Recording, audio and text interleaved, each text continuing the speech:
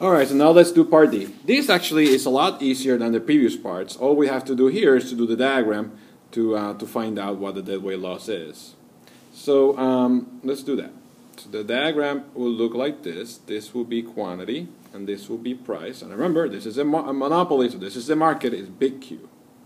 And we know that the demand curve is downward sloping with an intercept of 60. We know that the marginal cost curve is upward sloping, right?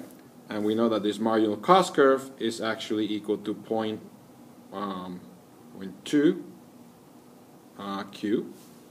It's a really ugly 0.2 Q.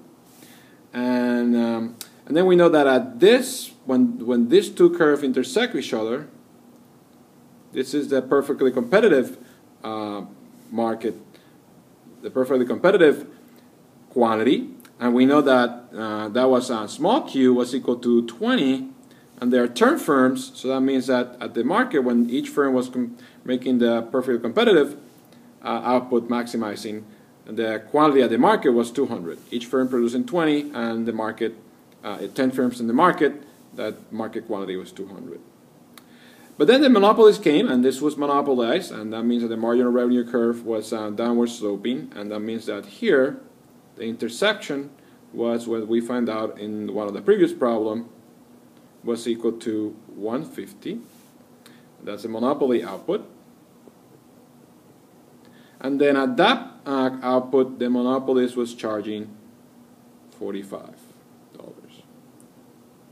Now we can actually see the area of the deadweight loss. When the market was perfectly competitive, the market was producing 200.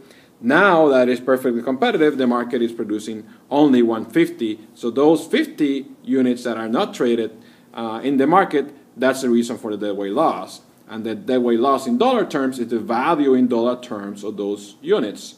So it's going to be the area of this triangle right here. That's the deadweight loss. So all we need to do to find the is that we have this side, the 150 minus 200. We need this point right here. But that point is along the marginal cost curve, and we have the marginal cost curve equation is that. So all we need to do to find that point is to multiply the 0.2 times the value of the marginal cost of the quantity at that point, which is 150. And that will end up with 30, which will be the value at this point, 30.